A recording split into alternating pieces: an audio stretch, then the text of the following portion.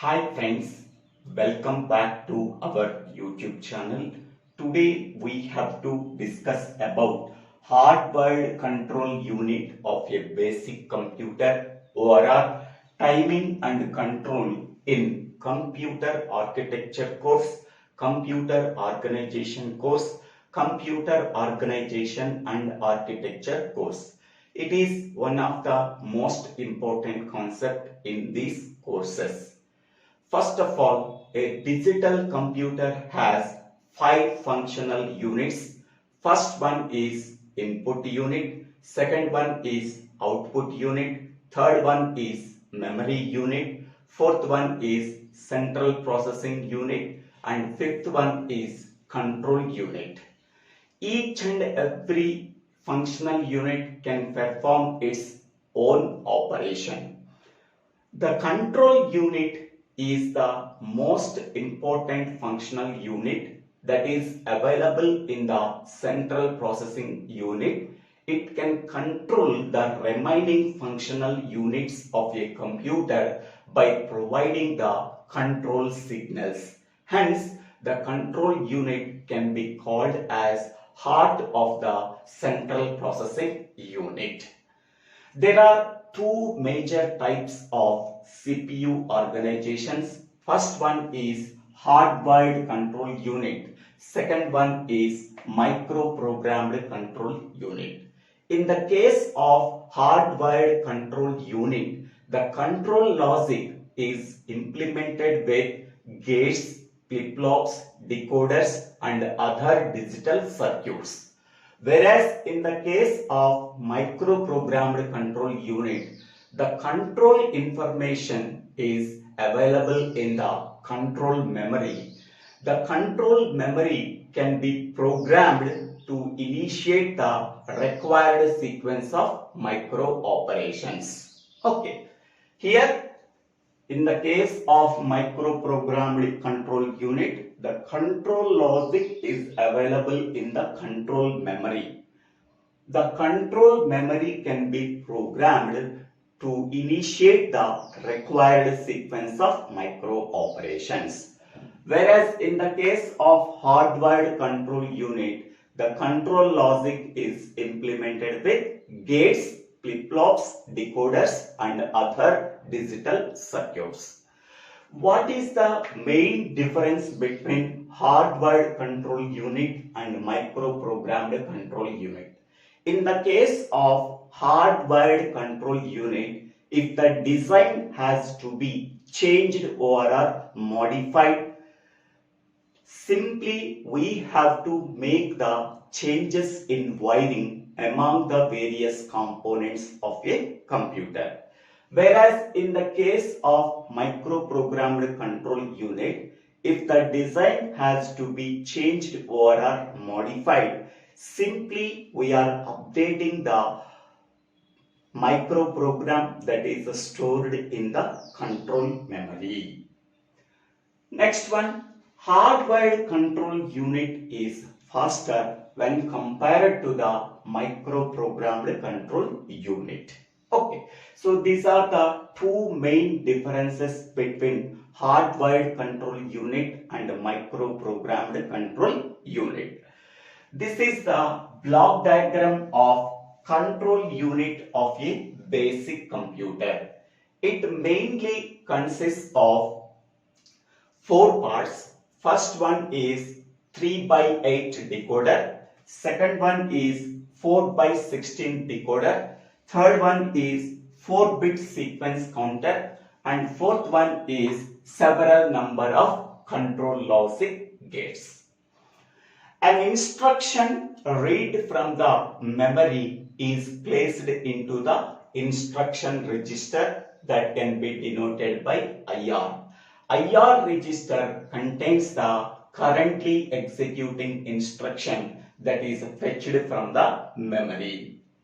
The bits of the instruction register IR can be divided into 3 parts. The first part is called as address part. The range of the address part is 0 to 11. Second part is called as operation code part, overall opcode part. The range of opcode is 12 to 14 bits. Next part is called as mode part or mode field. So that is 15th bit of the instruction register. Now the address part that is available in the 0 to 11 bits can be applied to the control logic gates.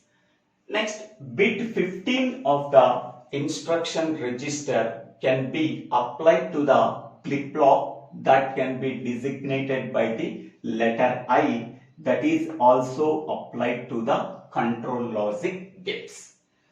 Next, bits 12 to 14 bits of the opcode can be sent it to 3 by 8 decoder. This 3 by 8 decoder can take 3 inputs and produce 8 outputs. We already know that decoder can take n inputs and produce 2 power n number of outputs.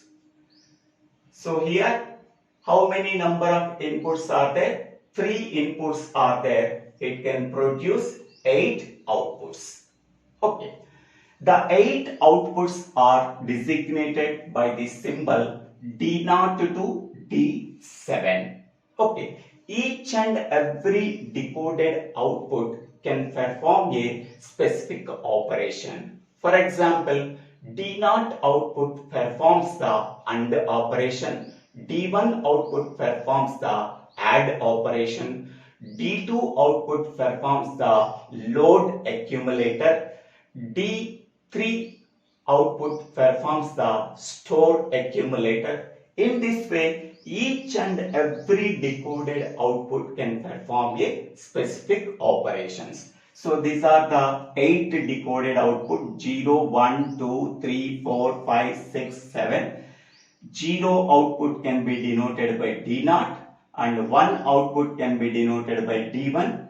2 output can be denoted by D2. In the same way, 7 output can be denoted by D7. Each and every decoded output can perform a specific operation. These 8 decoded outputs can be applied to the control logic gates. Okay.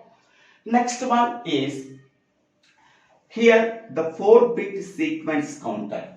The 4-bit sequence counter can count in binary from 0 to 15. Okay, the 4-bit sequence counter can be used for counting in binary from 0 to 15.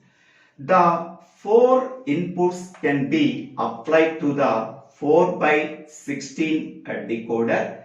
This 4 by 16 decoder can take the 4 inputs from the 4-bit sequence counter and produces the 16 outputs. Okay, so 4 inputs and produces the 2 power 4, that is equal to 16 outputs. Okay, that 16 outputs are 0 to 15. So each and every output is one timing signal. So there are 16 timing signals are there that are T0 to T15. Okay. The sequence counter can be incremented or cleared synchronously. By using that increment input, the sequence counter can be incremented to provide the sequence of timing signals T0 to T15. Next, the clear input of sequence counter can be clear the sequence counter to 0. Next, the clock input is used for activating the sequence counter synchronously. Okay, these are the 3 inputs of the 4-bit sequence counter. By using the increment input, sequence counter can be incremented to provide the sequence of timing signals from T0 to T15. Once the timing signal T15 is reached, Again, the sequence counter is cleared to 0 by using the clear input. The sequence counter can be activated by providing the positive transition of the clock pulse. That clock pulse is given by the clock input. The increment input can be denoted by INR. Clear input can be denoted by CLR. Clock input is denoted by CLK.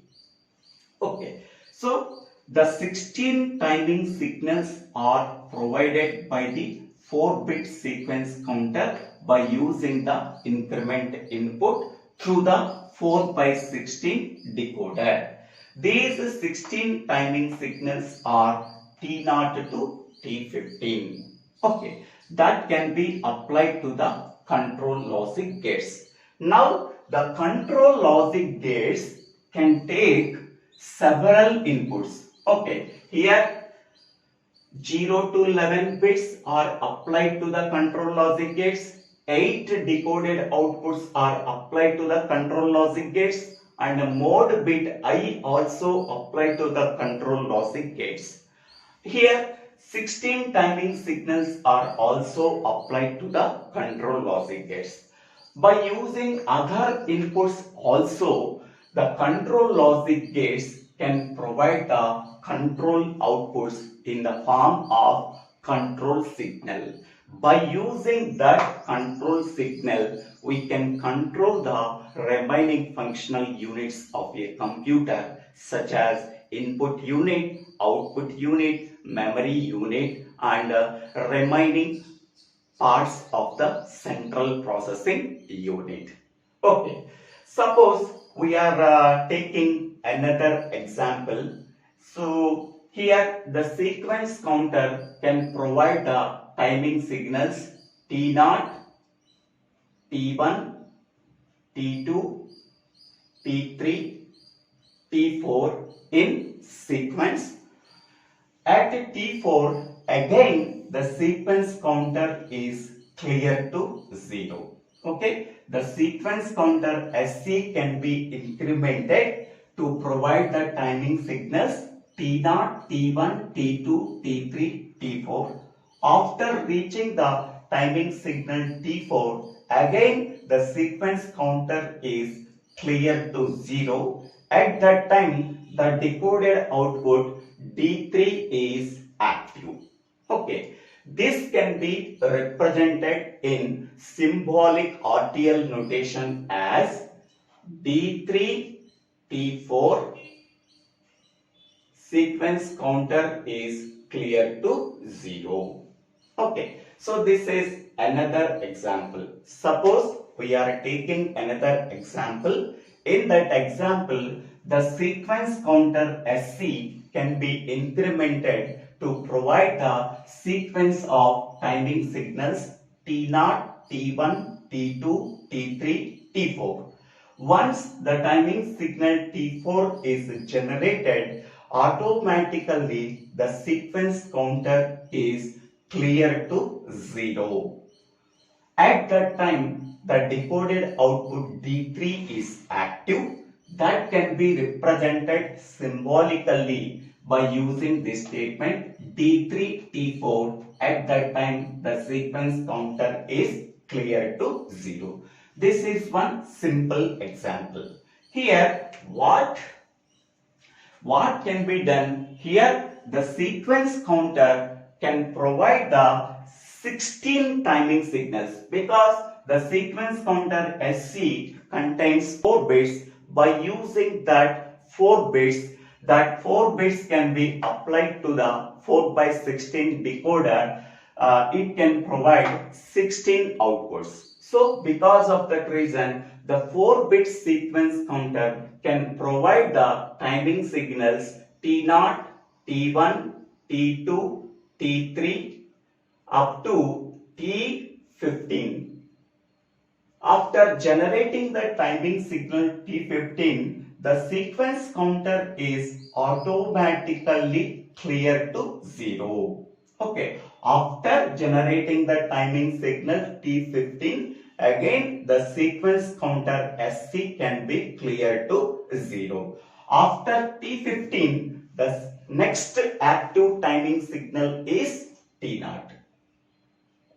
Okay.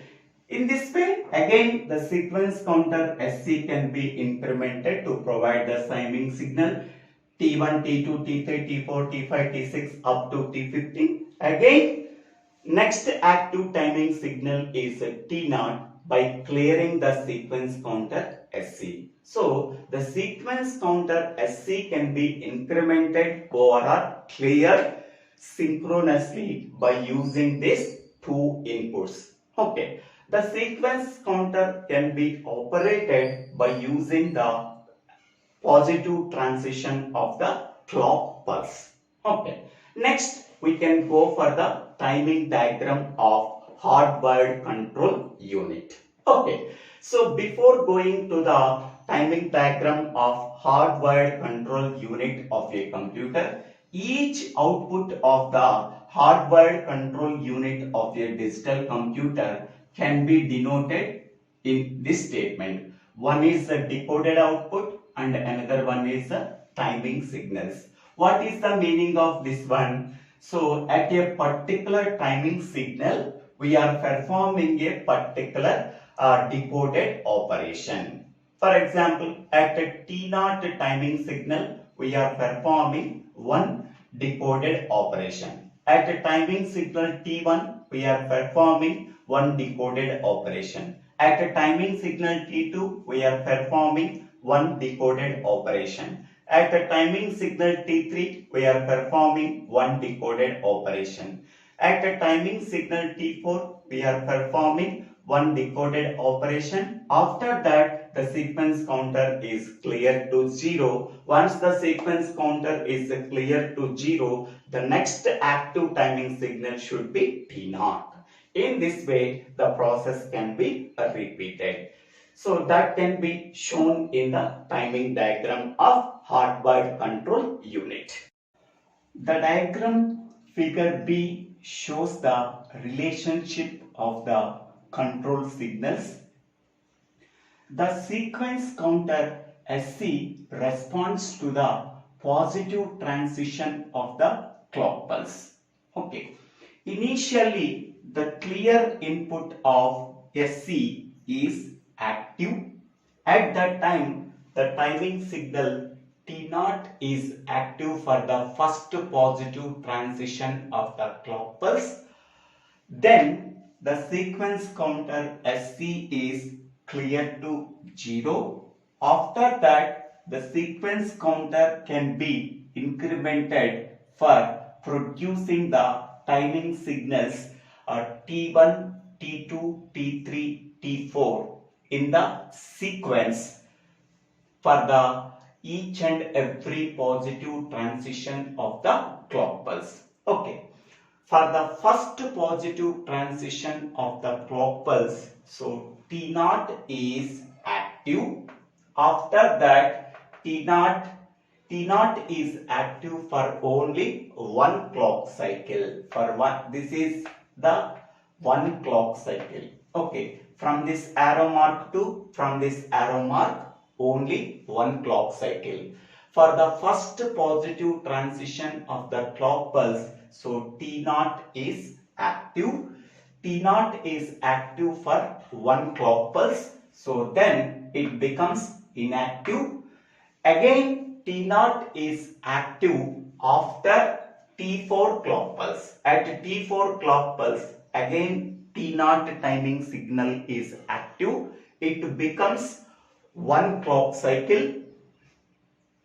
It is active in one clock cycle time. After that, again it clears to 0.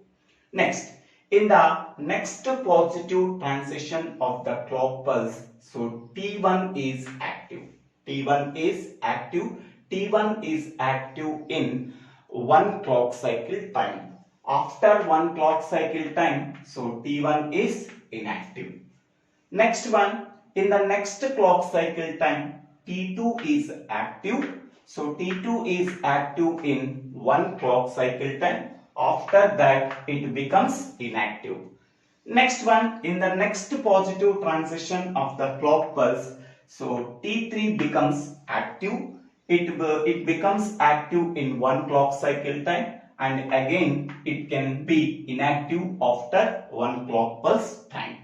Next one, in the next positive transition of the clock pulse, so T4 is active.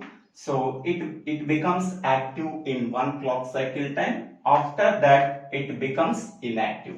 In the first positive transition of the clock pulse, T0 is active. It becomes active one clock cycle time. After that, it becomes inactive. In the next positive transition of the clock pulse, T1 becomes active. It becomes active in one clock cycle time. After that, it becomes inactive. In the next positive transition of the clock pulse, T2 becomes active. It becomes active in one clock pulse time. After that, it becomes inactive. In the next positive transition of the clock pulse, T3 becomes active. It becomes active in one clock cycle time. After that, it becomes inactive. In the next positive transition of the clock pulse, T4 becomes active. It becomes active in one clock pulse time. After that, it becomes inactive. Okay. At the end of the first positive transition of the clock pulse, T1 becomes active. At the end of T1 positive transition of the clock pulse, T2 becomes active. At the end of T3 positive transition of the clock pulse, so T4 becomes active. Okay. Next one. So here the decoded output D3. So the decoded output D3 is active at T2 timing signal. The decoded output D3 is active at timing signal T2. Okay. At that time, so the sequence counter is at timing signal T4. Okay. So that means at D3 decoded output at timing signal T4, the sequence counter SC is clear to 0. That can be denoted by using this equation. D3 T4 is equal to 1. What is the meaning of this one? At decoded output D3, at timing signal T4, the sequence counter is again active from the clear to 0. Okay, the sequence counter SC is clear to 0 at decoded output T3 and timing signal T4. That is the meaning of this statement. Here the sequence counter SC is active. The sequence counter SC is active at a decoded output D3 at a timing signal T4. So see this one. At a timing signal T4, at a timing signal T4, the sequence counter again SC is active. The sequence counter SC is active at a timing signal T4. At that time, the decoded output is D3. The sequence counter SC is active at a timing signal T4. At the timing signal T4, the sequence counter SC is active. Active means 1. At that time, the decoded output is D3. At the decoded output D3, the sequence counter SC is active at timing signal T4. At a timing signal T4, the sequence counter SC is active. At that time, the decoded output is D3. So that is the meaning of D3 T4 is equal to 1. Okay. After that, again, after one clock pulse time, again the sequence counter is clear to 0. In this example, the sequence counter SC can be incremented to provide the timing signals T0, T1, T2, T3, T4. At T4, the sequence counter is active. It can be cleared to 0. In the next positive transition of the clock pulse, again T0 is active. Now the sequence counter is incremented to provide the timing signals T1, T2, T3, T4. At a timing signal T4, the sequence counter is active. It can be cleared to 0. In the next positive transition of the clock pulse, the active timing signal should be T0. So this procedure is repeated. So in this diagram, we are providing only 5 timing signals T0, T1, T2, T3, T4. At a timing signal T4, sequence counter SC is active. So for the next positive transition of the clock pulse, so the next active timing signal should be T0.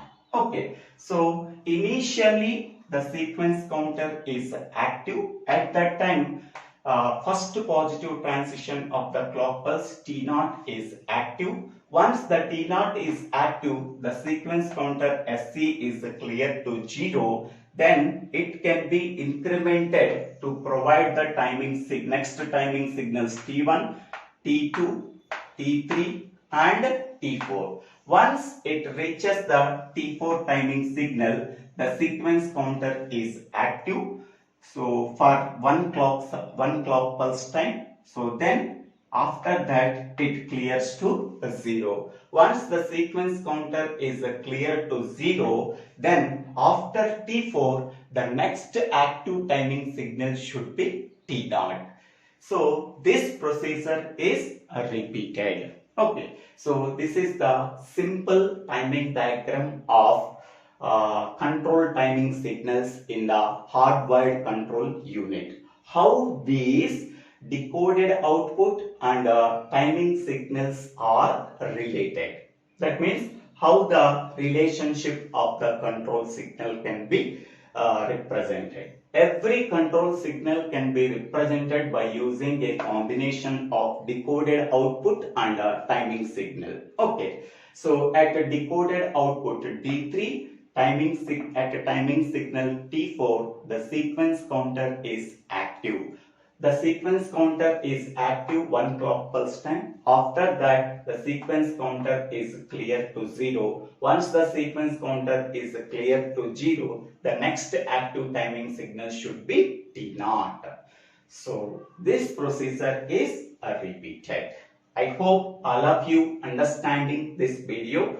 If you really understanding this video, please click on the like button and share this video to your friends and classmates. If you have any doubts, please put your doubts in the comment section. I will try to clarify your doubts. Here see this one, T0, T1, T2, T3, T4. After that, T0 timing signal is there. So once T0 to T4 timing signals are generated, next timing signal should be T0 because the sequence counter SC is active. Once the sequence counter is active at the timing signal T4, for after 1 clock pulse times, the sequence counter is cleared to 0. The next active timing signal should be T0. Okay.